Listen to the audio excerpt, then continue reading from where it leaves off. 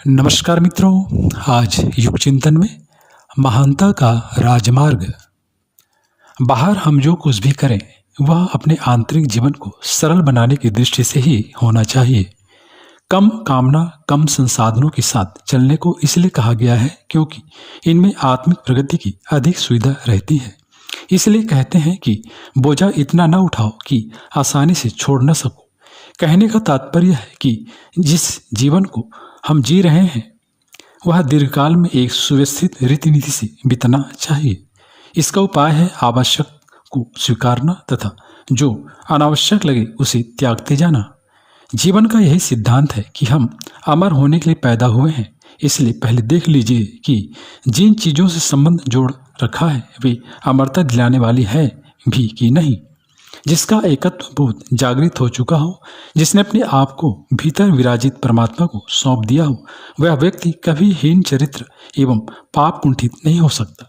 उसे परिस्थितियां व्यवस्थावश डिगा नहीं सकती तथा उसका जीवन एक विद्भुत चमत्कार का पर्याय हो जाता है।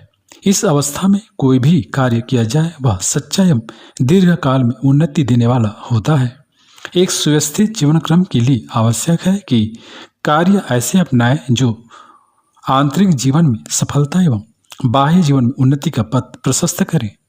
इसके लिए आज चाहिए होता है संकल्प तथा उत्साह, उमंग से भरा दृष्टिकोण तथा साथ ही कुछ करने की उत्कट भावना। शेष अन्य कार्य तो अंतरात्मा की दिव्य आवाज स्वयं करा लेगी। जिसकी आवाहन पर मानव प्राणी सक्रिय है उसे कुछ चाहिए तो मात्र एक भीतरी अवलंबन, जिसके द्वारा वह संसार में अधिकांश कार्य कर सके। अंतरात्मा जो सोचती है एवं करने को तत्पर होती है वह कभी व्यर्थ या मिथ्या नहीं होता। उसे ही दिव्यदर्शियों ने मेधा कहा है, यानी ऐसी कार्य प्रणाली जो विश्वासपूर्वक हमें संसार के खाई खंदक से पार ले जाती रहे तथा जिसके अवलंबन द्वारा हम सभी कठिनाइयों पर विजय प्राप्त करें। आत्मा जिस मार्ग से प्राप्त होती है उसे ही कहते हैं कर्मयोग तथा इस नाते हमारा यह कर्तव्य हो जाता है कि जीवन में उन्हीं बातों को पकड़ें जो हमें आत्मा के निकट ले जाती हों तथा संसार के हमारा संबंध लेस मात्र भी आसक्ति या अपूर्णता का न रह जाए। इसी दृष्टिकोण के साथ यदि देखा जाए तो सारा जगत एक दिव्य भाव से ओतप्रोत दिखाई पड़ता है तथा मार्ग के कंटकाकीर्ण उतार चढ़ाव हमें अधिक परिपक्व बनाने के लिए ही हैं। यही दिव्य रूपांतरण एवं दिव्य जीवन प्रणाली का अभिनव द्योतक है तथा इसके लिए द्वारा जीवन के नव निर्माण में आश्चर्यजनक सफलता प्राप्त की जा सकती है।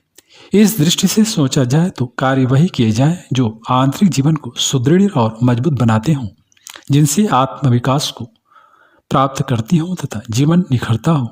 उसे ही संवेदना का प्रकाश तथा आदि अनंत परमात्मा से जुड़ने की विधा कहेंगे तथा इस मार्ग से निश्चित ही सांसारिक जीवन में सफलता तथा आंतरिक प्रगति के परिक्षेत्र में उत्कृष्टता प्राप्त की जा सकती है। साथियों, यही महानता का राजमार्ग है एवं इस पर चलकर जीवन धन्य हो जाता है।